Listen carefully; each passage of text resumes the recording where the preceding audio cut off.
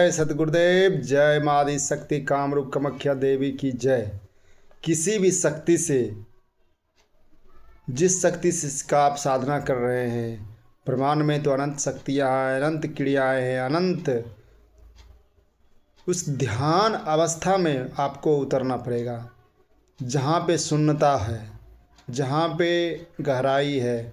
पूर्ण गहराई में उतरने के बाद ही उस शक्ति से, उस चेतना से एक्टिवेट होके अपना प्रश्न और उनका प्रश्न का जवाब प्राप्त कर पाने में समर्थ हो पाएंगे।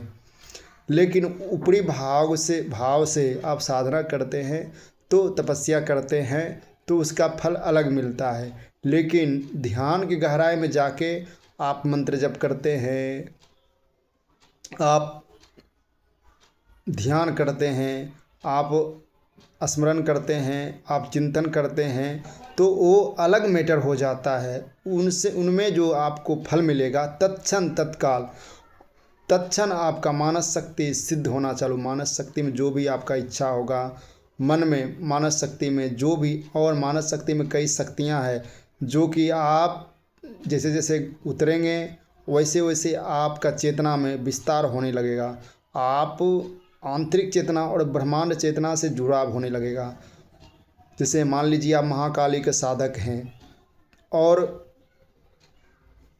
आप मान लीजिए 5 लाख जप कर चुके हैं, तो उस अवस्था में मानस सिद्धि महाकाली तत्व तो आपका सक्रिय हो ही जाता है, जागृत हो ही जाता है। लेकिन आप उससे एक्टिवेट नहीं हो पा रहे हैं, आप उससे जुड़ नहीं पा रहे हैं, आप उससे कुछ विशेष लाभ नहीं ले पा रहे हैं। तो इसके लिए अवस्था है क्या, आप उस क्रिया को अपनाएं जिस क्रिया से आप पूर्ण एकाग्रता प्राप्ति कर सकें, ध्यान सिद्धि प्राप्त कर सकें और आंतरिक चेतना से जुड़ सकें पूर्णता के साथ।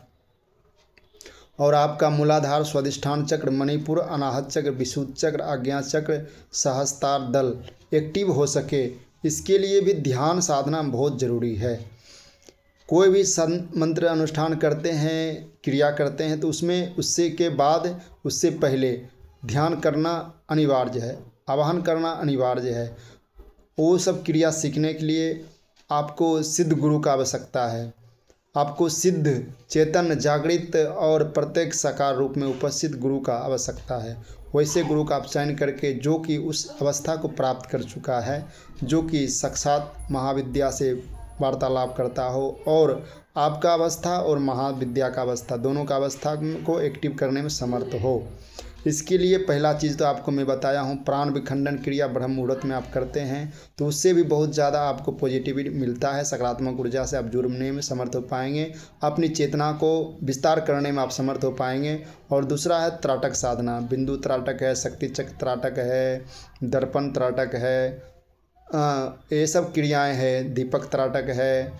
ये सब क्रियाएं करने से क्या होगा, आपको जैसे से आप शुरुआत करेंगे, नए साधक को ये सब हलचल होता है बहुत ज़्यादा कि हमको साधना कर रहे हैं, विशेष अनुभूति नहीं हो रहा है, विशेष चिंतन नहीं हो रहा है, विशेष घटित नहीं हो रहा है। तो ये सब क्रिया अपनाने से ही आप पूर्णता के साथ अपनी चेतना से और ब्रह्मांड की चेतना से जुड़ पाने में समर्थ हो पाएंगे।